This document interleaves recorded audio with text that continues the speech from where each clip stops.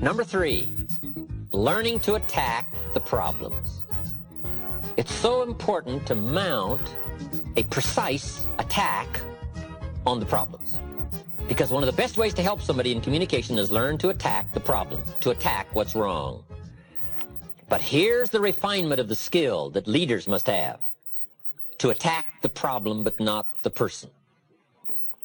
We also express this particular part called attack and confess. One of the best ways to attack something is to confess you've had the problem.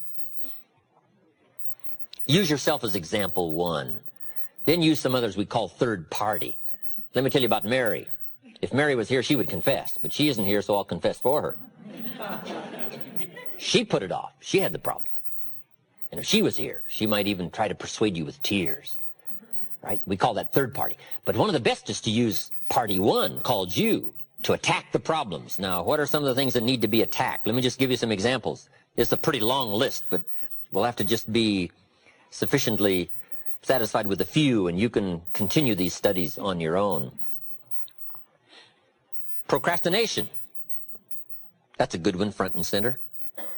We've got to attack procrastination because it's so insidious. It eats up such large chunks of your life and leaves you in a small corner. Putting it off. Delaying. Letting it slide. Now, I'm one of the best to attack procrastination because I confess to being one of the all-time great procrastinators. I've done a lot of things, but I've put a lot of things off. Procrastination. I am so good, I could teach it. Procrastination. I can show you how to do it so it don't show. I mean, I'm so good. I'm so good. But I also know the pain of procrastination. I also know the regret that comes from procrastination. I can also show you pieces of my life missing, never to be repaired, because I let it slide. Now, see, if we all studied our own lives, and we're trying to help somebody with this insidious disease of procrastination and putting it off, front and center, we use ourselves as best example, because you feel the strongest about your own experiences and your own emotions. Do you think you could help somebody with procrastination? Developing this skill of going back, rehearsing your own life, and coming up with the essence of the emotion and the experience to try to illustrate to somebody how insidious it can become and how devastating it can leave your life and what'll be missing if you let it slide. That's what we call learning to attack the problem. Now, underline the word attack. It's very important to go after the insidious. The great leader of the Christians says, "The things I once hated, I now love. The things I once loved, I now hate." It's so important to incorporate both love and hate in the same conversation. Now, let me give you the dilemma. This stuff isn't easy. It's so easy to be careless with words and get the wrong reaction. What if you meant to say, "What's troubling you?" and instead you said, "What's wrong with you?" Can you imagine the difference? Just the mistake of one small word means all the difference in the world in the kind of reaction that you get. But here's the dilemma. To attack the problem, but not the person. God's got the same dilemma. God says, "I love you, but I hate your sinful ways." Now, see, that's a challenge, to show somebody that you love them, but you hate. How do you put love and hate in the same sentence? I'm telling you, it is essential to show your contempt for the problem and your concern for the value. These are not easy skills. You don't walk these summits of intellectual thought and word choice and emotional content and precision. You don't learn these overnight. But your commitment to excellence in communications can make all the difference in the world in how your economic and social and personal world works out. And here's part of the challenge. God says, "I love you, but I hate your sinful ways." Now, since me and my sinful ways are bound up so close together, I tend to take that personal. And God has to say, "No, no, no, let me make it clear one more time. I love you, but I hate your sinful ways." See, we've got to make that clear. You got to make it clear to your children. I love you, but I hate what you're doing and what it's doing to you. So you got to learn to put love and hate in the same sentence and to make the insidious as devastating and as ominous as it should be and make the opportunity as bright as it can be.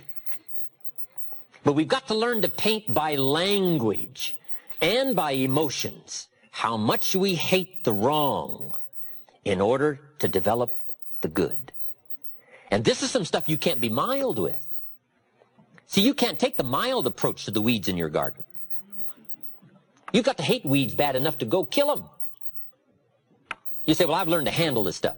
This is not stuff you handle. This is stuff you devastate. This is stuff you've got to kill. If something is going after some treasure and some value, you've got to go after it with a high, hateful attempt by word, by language, by emotions, whatever's necessary to get the job done, to illustrate the evil and the possibility of good. Now, these are not easy skills. But if you want to extend your reach, in my opinion, you just have to engage in the confrontation. It's where the values are. Let me give you a good philosophical phrase. All values must be won by contest. All values must be won by contest. And after they've been won, they must be defended. You say, wow, you've put a pretty heavy task on us. That's what life is all about, a pretty heavy challenge. We don't give large trophies for small effort. If you want to win high health, if you want to win high wealth, if you want to extend a long reach in touching people's lives, you got to engage in some of these extra powerful disciplines. And one is to secure the territory by vigor, and the other is to defend it with equal challenge. Attack. Procrastination. Here's another good one, blame. I engaged in this the big share of my life until I met Mr. Show. I used to blame my negative relatives. I used to blame the government. I used to blame taxes. I used to blame prices. I said, it costs too much. Show said, no, let's cover the real problem. You can't afford it. I thought, wow, I never looked at it like that before. Shoaff said, sir, you must intellectually understand, it's not it that's your problem. It's you that's your problem. It's not out there that's the problem. Out there is like it's been for 6,000 years. You can't cure that. But what you can cure is errors in judgment, errors in attitude, errors in activity, errors in misjudging results. I found that the errors were within. But see, he had to go after me on that point. Here's the next one. Excuses. Wow. We've got 1,000,000. I'm too short. I'm too tall. I'm too old. I'm too young. I don't have the money. I don't have the experience. On and on and on with the excuses. Learning to attack. Very important. Now, here's what we call tools of last resort. Here's part of the attack you can use. And if you learn these skills, no telling who you can help. But you must save these for what we call tools of last, underline last resort. These are some things you don't use up front. Here's the first one, a direct attack. You've got to be very careful of a direct attack so that it not be misjudged in severity. Next is scolding. Got to be very careful of scolding. You only use it as a last resort. Somebody walks in late, and you say, where have you been? See, that's loaded with insinuations. Loaded.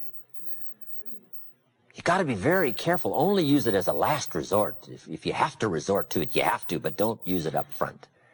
Okay, we call save these. Save these for when the occasion calls for such harsh language to go after something. And the last one is sarcasm. Sarcasm can be useful, but you got to save it. Who do you think you are? See, that's powerful language, but you got to save it for when it is meaningful to use such powerful language. Matters of the heart are delicate. Here's what we teach. Don't operate on the heart with a hatchet. When you use these tools, you got to be very careful to save the value and go after the problem. Now, let me give you the real clue. The more you care, the stronger you can be. People don't mind you using strong language about insidious things. They don't mind you becoming sharp, powerful. As long as you care, and the more you care, the stronger you can be. I don't mind a minister consigning my soul to hellfire for my sinful ways. I don't mind that, as long as he does it with tears and not with joy. But wouldn't we all resist a dry-eyed sermon on hellfire? You can't preach hellfire without your heart breaking. You've got to sob your way through a sermon on hellfire. Or we all would resist a dry-eyed attempt to preach on hellfire. Why? A simple, obvious lack of really caring. And there are some subjects you cannot even deal with unless your heart breaks and unless visibly it shows by the emotional content that you really care. Now you can deal harshly with some powerful, important problems. Tools of last resort. Attacking the problems, but not the person. Just by way of review, we've been covering the major parts in a presentation, whether it's to a child or a business audience or a sales situation. All of us have the opportunity to affect somebody with words. And we talked about making the presentation that comes in 4 parts. Number 1, identification. Learning how to relate to somebody else, which is pretty easy if somebody's like you, pretty difficult if somebody's not like you. There's a difference in color, a difference in religion, a difference in age, a difference in experience, background. It gets a little more complicated, but it can be mastered. And all you have to do is refine these skills to have a longer reach, economically, socially, personally. Deal in subjects that make you real. Tell your story with authority.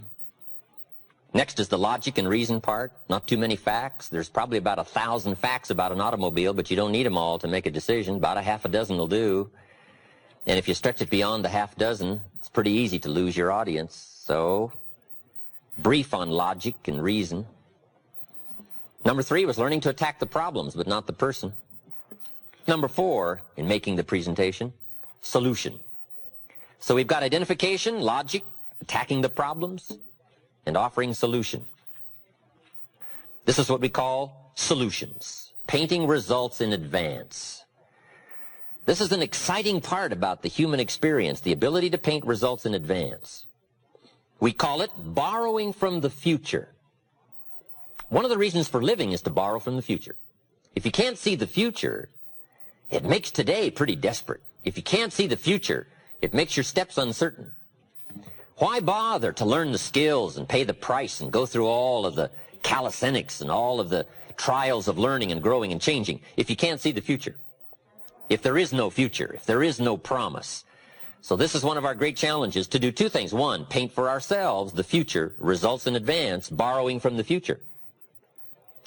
But when you stop to think about it, that is a tremendous, unique experience, being able to borrow from the future, bring it to the present, and use it as an incentive to go get the job done, to learn the skills and put those skills to work.